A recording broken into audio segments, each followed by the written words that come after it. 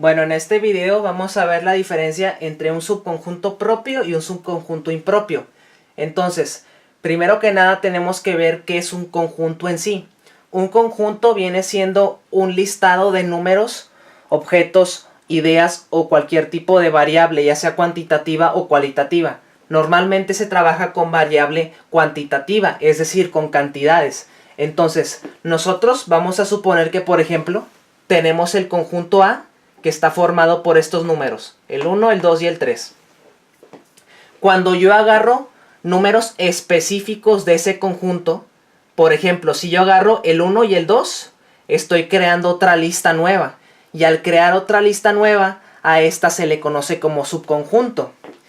Entonces aquí en este caso diríamos que la B es un subconjunto de A. Y esta es la notación que se usa, una especie de C para denotar el subconjunto. ¿Cómo sé si es un subconjunto? Básicamente tenemos que checar los elementos que lo contienen. Decimos que B es un subconjunto de A cuando todos los elementos de B están en A, es decir, en el original. En este caso podemos ver que el subconjunto de B está formado por los números 1 y 2. Y tenemos que preguntarnos, ¿estos números están en A?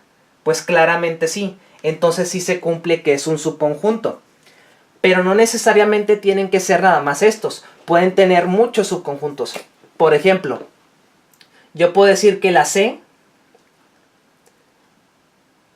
viene siendo 1, por ejemplo. O la D va a ser 2. O la E va a estar formada por los números 3 y 2. Y claramente podemos ver que todos estos siguen siendo subconjuntos. ¿Por qué? El 1 se encuentra en la original. El 2 se encuentra aquí. El 3 y el 2 se siguen encontrando aquí. Por lo tanto, todos estos siguen siendo subconjuntos de A. Gráficamente, ¿cómo se vería en un diagrama de Venn? Bueno, imagínense que en el diagrama de Venn tienen un círculo grande. En este caso, el círculo grande representa el conjunto, todos los números que hay. Que en este caso viene siendo el 1, el 2 y el 3. Entonces, al agarrar un subconjunto, lo que estoy haciendo es esto. Por ejemplo, vamos a suponer que yo voy a agarrar el subconjunto E, que está formado por los números 3 y 2. Lo que yo estoy haciendo es esto.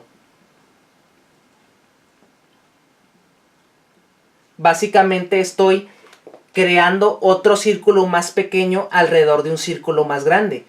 Y ese círculo pequeño es lo que representa el subconjunto. Pero ahora vamos a ver otro caso, para que nos quede bien clara la idea de lo que es un subconjunto.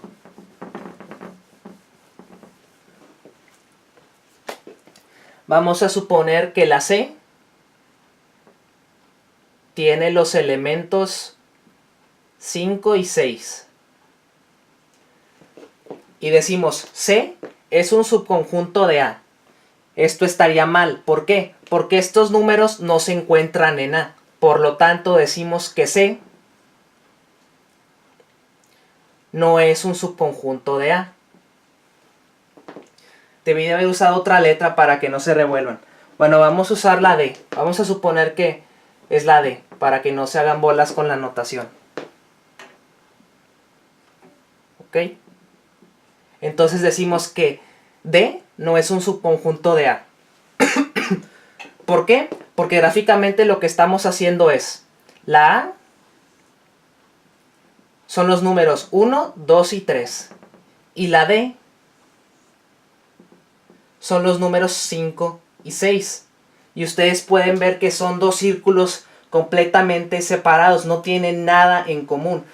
Y eso así es como se representa en forma de diagrama de Venn lo que no es un subconjunto. Pero también podemos tener un ejemplo engañoso.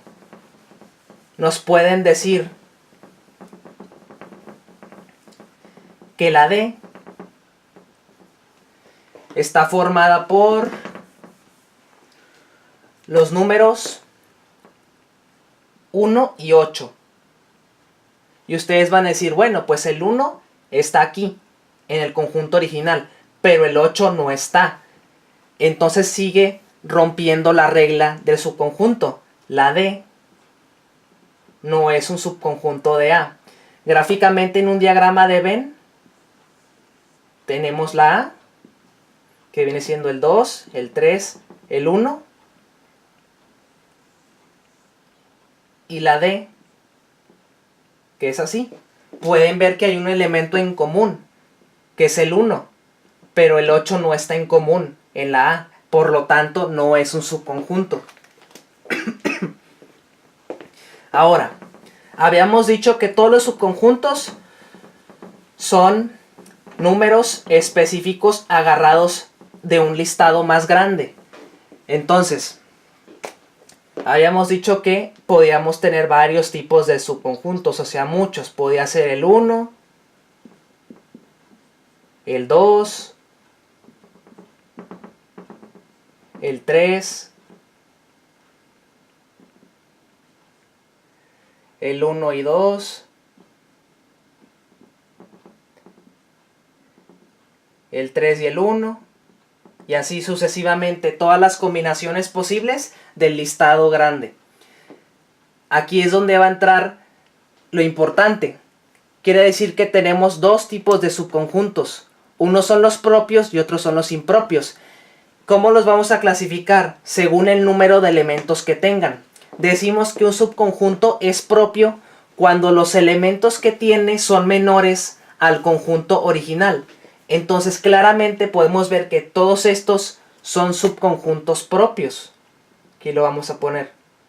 Subconjuntos propios.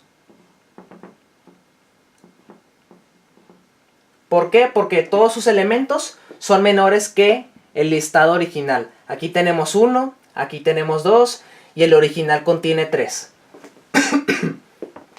Por otro lado, decimos que un subconjunto es impropio cuando contiene el mismo número de elementos que el conjunto original. Entonces, por ejemplo, yo puedo agarrar la W y va a ser 1, 2 y 3. Esto que está aquí es un subconjunto impropio. Y la notación que usamos es similar a la que habíamos puesto al principio, nada más que ahora se coloca una rayita abajo y decimos que W es un subconjunto impropio de A. ¿Por qué? Porque el número de elementos que tiene es igual al original.